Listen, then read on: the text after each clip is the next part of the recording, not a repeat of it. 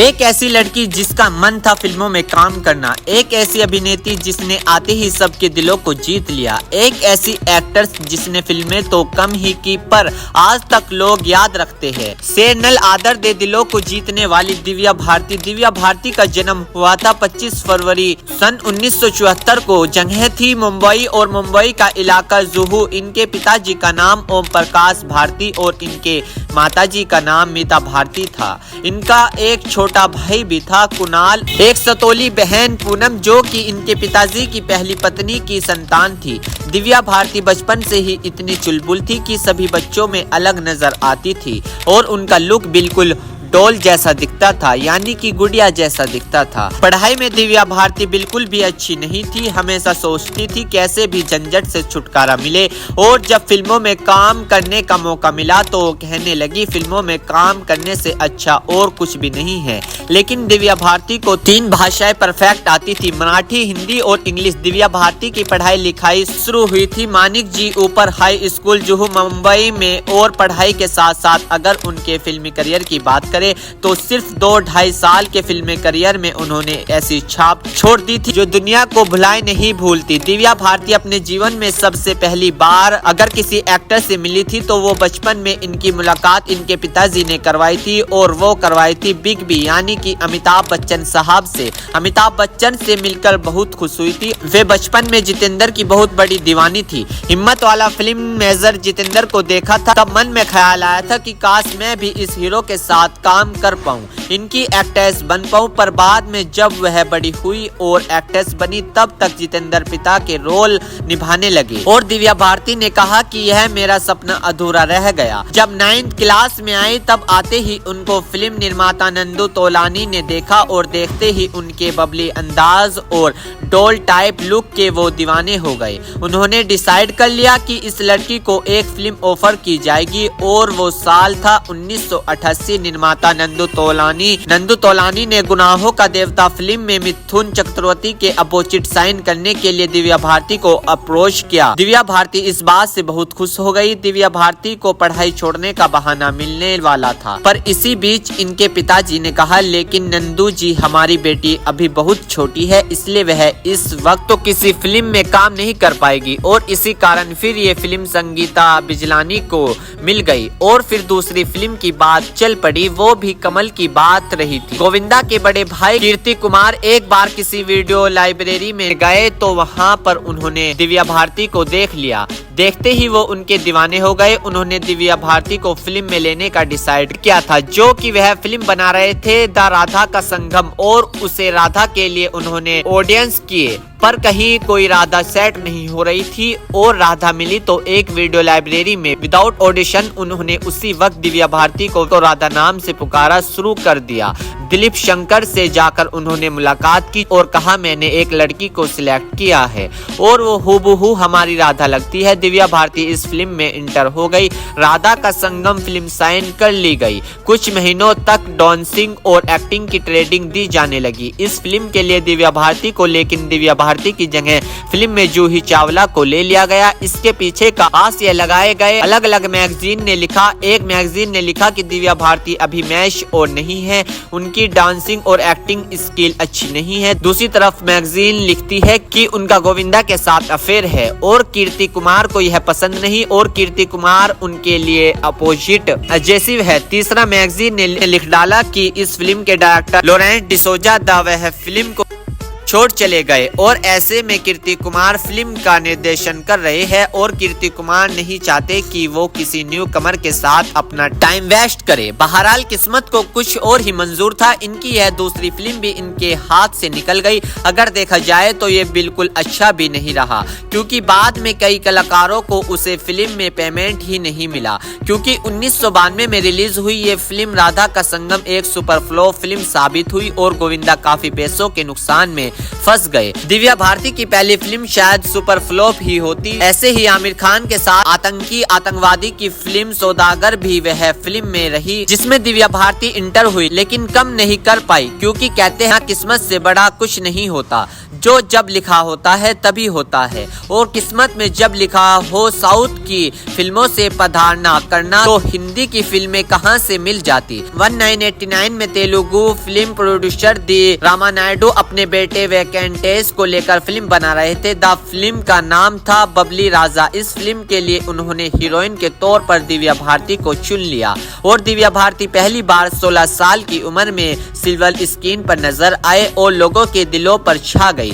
Telugu film के viewers ने उन्हें बहुत पसंद किया और इस तेलुगु फिल्म में दिव्या भारती का नाम था रानी और रानी बनकर दिलों पर छा गई। 3.5 करोड़ टिकट्स इस फिल्म के बिके। 1990 में ही दिव्या भारती की एक और फिल्म आई थी, लेकिन वो तमिल फिल्म थी नीला पहना। ये फिल्म रिलीज हुई लेकिन अच्छी नहीं चल पाई। इसमें इनके साथ हीरो दा आनंद और फिर अगले ही साल 1991 की शुरुआत में दिव्या भारती ने एक के बाद एक 2 फिल्मों में काम किया। दोनों ही फिल्में सुपर हिट रही। पहली राउडी अललदू जो चिरंजीवी के साथ की और दूसरी फिल्म थी असेंबली राउडी जो मोहन बाबू के साथ इन्होंने की थी। इन फिल्मों के साथ ही दिव्या भारती का नाम टॉप तेलुगु एक्ट्रेस में लिया जाने लगा। 1991 में वो साल था। साउथ फिल्म बॉक्स ऑफिस पर उनकी तुलना फेमस एक्ट्रेस विजय शांति से की जाने लगी। टॉलीवुड में दिव्या भारती का डंका बजने लगा। साउथ की फिल्मों का आलम तो ये था कि प्रोड्यूसर डायरेक्टर से इनके घर के चक्कर लगाने लगे और कहने लगे हमारी फिल्म में काम करो, हमारी फिल्म में काम करो। पर यह हमेशा कहती थी कि कल बात करते हैं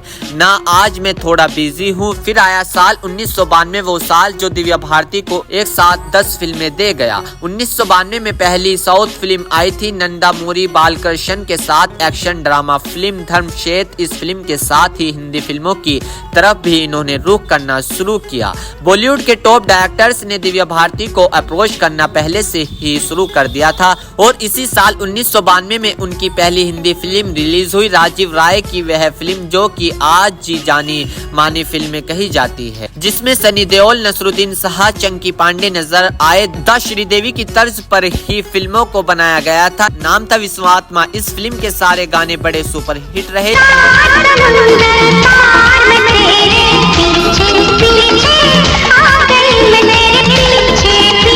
ये गाना तो इतना हिट हुआ कि आज भी दिव्या भारती को याद करने वाला गाना होता है, क्योंकि दिव्या भारती डांस करते हुए और गाना गाते हुए नजर आती है। और फिर 1992 में यह फिल्म सुपर डुपर हिट रही। हिंदी फिल्मों के डायरेक्शन ने भी दिव्या भारती को स्वीकार किया और इसी साल 1992 में अगली फिल्म थी 16 और शबनम। डेविड धमन ने यह फिल्म बनाई। गोविंदा और दिव्या भारती की जोड़ी के साथ पहले फिल्मों में जूही चावला आने वाली थी, लेकिन दिव्या भारती को चुना गोविंदा ने और ये फिल्म इतनी पावरफुल रही कि आगे चलकर गोविंदा की बेस्ट फिल्मों में से एक गिनी जाती है। हालांकि दिव्या भारती का रोल इसमें ज्यादा नहीं था, गोविंदा पर ही सेंट्रलाइज यह फिल्म थी, लेकिन दिव्या भारती को नोटिस किया गया। गोविंदा ने तो स्क्रीन पर खुद अपने आप को प्लेबैक सिंगिंग भी कर ली थी और दिव्या भारती के लिए गाना गाया गया। गोरे गोरे बाकी छोरे शर्मिली और नखरे वाली, जिसमें दिव्या भारती का नाम दिव्या ही था और दिव्या भारती ने इस फिल्म में ऐसा अभिनय किया कि उनकी बेस्ट हिंदी फिल्मों में से एक फिल्म साबित हुई। इस फिल्म के लिए दिव्या भारती को फिल्म फेयर बेस्ट एक्ट्रेस के लिए चुना गया, लेकिन माधुरी दीक्षित को बेटा फिल्म के लिए उसी साल यह अवार्ड दिया गया और दिव्या भारती को यह अवार्ड नहीं मिल पाया। लेकिन असल अवार्ड तो इनके डायरेक्शन ने दिलों से दे दिया था कि Divya Bharti you are number 1। 16 और शबनम के सेट पर ही दिव्या भारती की पारिवारिक जिंदगी की शुरुआत भी हुई। यंग निर्माता निर्देशक साजिद नाडियाडवाला गोविंदा से उसी फिल्म के सेट पर मिलने आए था और वहां पर उनकी नजर दिव्या भारती पर पड़ी। देखते ही पहली नजर में पहला प्यार हो गया और उन्होंने दिव्या भारती को अप्रोच भी कर दिया। दिव्या भारती देखती रह गई और उन्होंने भी हाँ कर दिया, लेकिन शायद दिव्या भारती की फैमिली को यह मंजूर नहीं था। यह सोचकर दिव्या भारती और साजिद नाडियाडवाला ने तुलसी बिल्डिंग रेजिडेंस यानी साजिद नाडियाडवाला के घर पर 10 तारीख 1992 को एक प्राइवेट सेरेमनी की और कुछ दोस्तों के सामने साजिद नाडियाडवाला ने दिव्या भारती से शादी कर ली और इस्लाम धर्म को कबूल कर लिया। दिव्या भारती ने और नाम बदल दिया गया सना नाडियाडवाला। की फिल्मों पर कोई असर न हो इसलिए नाम बदला गया। फैमिली इशू के कारण शादी को भी सीक्रेट रखा गया, लेकिन थोड़े ही दिनों में रिवील कर दिया गया। जब शादी हुई थी उसी वक्त 20 फिल्मों में शाइन कर चुकी थी दिव्या भारती, जिसमें साउथ और हिंदी की फिल्में थी।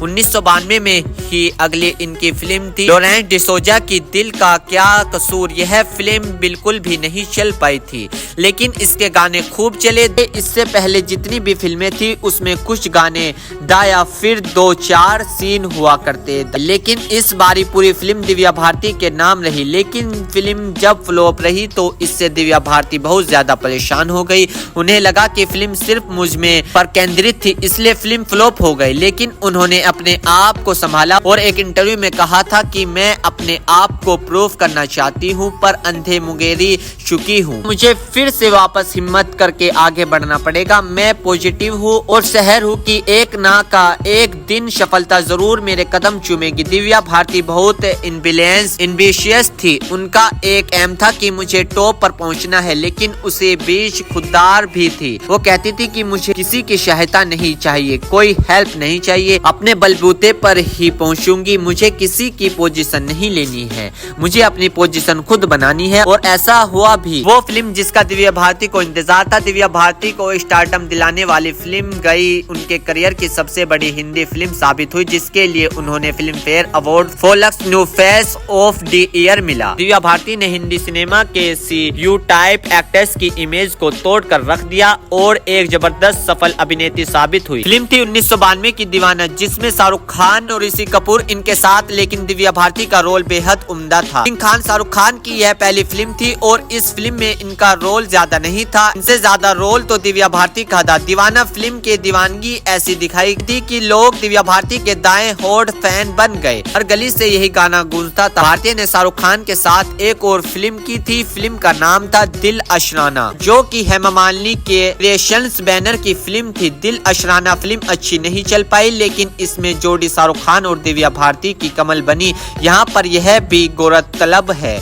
कि फिल्म से जितेंद्र मिथुन, डिम्पल कम्पाड़ी और माता सिंह और बड़े बड़े कलाकार था, लेकिन लीड रोल था दिव्या भारती का। इस फिल्म का डायरेक्शन किया था हेमा मालिनी ने और इस फिल्म के इतनी बड़ी सुपरस्टार कास्ट होने के बावजूद भी फिल्म फ्लॉप हो गई थी। शाहरुख खान ने एक इंटरव्यू में कहा था कि हेमा मालिनी एक अच्छी डायरेक्टर नहीं है। 1992 में 4 फिल्में और आई, जिसमें एक फिल्म थी जान से प्यार, जिसमें इनकी जोड़ी गोविंदा के साथ नजर आई, और अगली फिल्म थी यह अविनाश वाधवाना के साथ नजर आई थी। गीत एक सुपर फ्लॉप फिल्म नहीं। प्रोड्यूसर नीलिमा ने इसका कारण दिव्या भारती को बताया और कहा कि दिव्या समय पर नहीं आती थी। दूसरी तरफ दिव्या भारती ने यह बताया था कि नीलिमा ने उनसे फीस को कम करने के लिए कहा था और मैंने तो अपनी पूरी मेहनत के साथ फिल्म में एक्टिंग की है। अगर कोई कहानी ही अच्छी ना हो, प्रेजेंट्स अच्छा ना हो, तो फिल्म कैसे हिट हो सकती है। उनसे जब पूछा जाता है कि किसी के साथ नाम जोड़ा गया तो आप क्या करेंगे, कैसे रिएक्ट करेंगे, उन्होंने कहा यह तो फिल्म इंडस्ट्री का दस्तूर है। यहाँ पर कोई सक्सेसफुल होता है तो नाम किसी न किसी के साथ जोड़ा जाता है। अगर आगे बढ़ना है तो उस चीज को इग्नोर कर दो, ध्यान मत दो, और मैं ऐसा ही करूंगी। और अब अगली फिल्म की बात करें तो सन 1992 में दुश्मन जमाना इनकी फिल्म आई थी। अरमान कोहली के साथ यह फिल्म तो आते ही डिक्काटोन से गिर गई थी। दिव्या भारती अरमान के साथ अफेयर्स के झूठे किस उड़ाए गए। दिव्या इस बात से नाराज हो गई थी और उन्होंने कहा था अरमान कोहली तो मुझसे उम्र में बहुत ज्यादा बड़े हैं और उनसे अफेयर में कैसे कर सकती हूँ, मेरा उनसे कोई रिलेशन नहीं है। हालांकि उसके बाद में खबर फैलाने वाला शख्स सामने आया और उसने कहा ये सब मैंने पब्लिसिटी के लिए किया था, ऐसा किसी को भी कभी नहीं करना चाहिए। 1992 में अगली फिल्म थी इनकी सुनील शेट्टी के साथ। सुनील शेट्टी की यह डेब्यू फिल्म थी। इसी फिल्म से सुनील शेट्टी ने शुरुआत की थी। फिल्म का नाम था बलवान। इस फिल्म में दिव्या भारती उनके अपोजिट नजर आए और सुनील शेट्टी की ये फिल्म हिट फिल्म साबित हुई। 1992 महीने का यह साल इतनी सारी फिल्में देख कर गया और अगला साल जब 1993 में आया तब इनकी फिल्में रिलीज हुई, जिसमें पहला नाम है जेपी दत्ता की फिल्म श्री थी, जिसमें यह संजय दत्त की गर्लफ्रेंड बनकर नजर आई। ये वो फिल्म थी जो दिव्या भारती के जीते जी रिलीज हुई थी। दिव्या भारती की खासियत यह भी थी कि वह नहीं चाहती थी कि अपने साउथ के फिल्म प्रोड्यूसर, डायरेक्टर और डायरेक्शन को नाराज करे, इसलिए जो हमेशा कहती थी कि मैं हर साल एक साउथ की फिल्म जरूर करूंगी, और उन्होंने ऐसा ही किया भी। 1992 में मोहन बाबू के साथ उनकी एक साउथ फिल्म रिलीज हुई थी, चिमटा मोगुडू। दिव्या भारती को साउथ इंडियन लैंग्वेज तो नहीं आती थी, लेकिन उनकी एक्टिंग पर डेब्यू किया जाता था। 2 ही साल में 12 हिंदी और तेलुगु फिल्में देखकर दिव्या भारती ने अपनी काबिलियत साबित कर दी, शो कर दिया कि मेरे जैसा एक्टर्स कोई नहीं है। करियर का ग्राफ स्पीड से ऊंचाई की तरफ बढ़ने लगा। जल्द ही नंबर 1 पर हीरोइन बनने का सपना भी साकार होने वाला था, पर किस्मत यह वो तारीख थी जो दिव्या भारती को हमसे इतना दूर ले गई कि वह वापस कभी नहीं आ सकती। वो तारीख थी 5 अप्रैल सन 1993। उससे एक दिन पहले हुआ यह था कि 4 अप्रैल को मद्रास से शूटिंग करके लौटी थी दिव्या भारती। 5 अप्रैल को दिव्या भारती को मुंबई से बाहर आउटडोर शूटिंग पर जाना था, लेकिन किस्मत ने उन्हें वहीं रोक लिया। उन्होंने 5 अप्रैल वाली आउटडोर शूटिंग के लिए प्रोड्यूसर को रिक्वेस्ट किया कि एक दिन के लिए शूटिंग पोस्टपोन कर दी जाए। एक दिन के लिए वो मुंबई रुकना चाहती थी। उसके पीछे का रीजन ये है कि उनको अपने माता पिता के लिए नेपच्यून अपार्टमेंट में एक 4 BHK के फ्लैट को फाइनल करने जाना था, और यह खुशियां अपने मम्मी पापा के साथ सेलिब्रिटी करनी थी। प्रोड्यूसर मैन गए और दिव्या भारती को एक दिन की मोहलत मिल गई। दिव्या भारती उसी दिन बहुत खुश थी। उन्होंने 4 BHK फ्लैट की डील फाइनल की और शाम को अपने पति के यानी तुलसी रेसिडेंसी अर्शोवा में पहुंच गई। साजिद के साथ उसी वक्त कुछ दोस्त जिसमें नितलीला और उनके पति भी वहां मौजूद। साजिद उसी वक्त किसी काम से बाहर जाना चाह रहे थे और उन्होंने दिव्या भारती को बाय बाय कहा और निकल गए। घर में नितलीला, उनके पति और इनकी जो बचपन के साथ में रही नौकरानी अरमता भी थी। अरमता खाना बनाने चली गई और दिव्या भारती नीता और उनके पति के साथ में बातें करने लगी। बातें करते करते ड्रिंक्स का दौर शुरू हो गया। दिव्या भारती को अपने घर में लिविंग रूम की खिड़की बहुत ज्यादा पसंद आई थी। वो वहां पर अक्सर बैठी थी और बाहर की हवा का आनंद लेती थी। शराब का सुरूर जब हल्का हल्का चढ़ने लगा तो वह उठकर उसी खिड़की पर जाकर बैठ गई और किचन में काम कर रही अरमता से बातें करने लगी। दूसरी तरफ नितलीला और उनके पति दोनों ही टीवी देख रहे थे, ऐसा पुलिस ने रिपोर्ट में बताया था। दिव्या भारती बैठे बैठे लिविंग रूम की तरफ भी देख रही थी, बातें भी हो रही थी, बाहर भी देख रही थी। इसी बीच उनका बैलेंस बिगड़ गया और वो सीधा 5वें फ्लोर से तेजी के साथ नीचे गिर गई। सब लोग घबरा गए।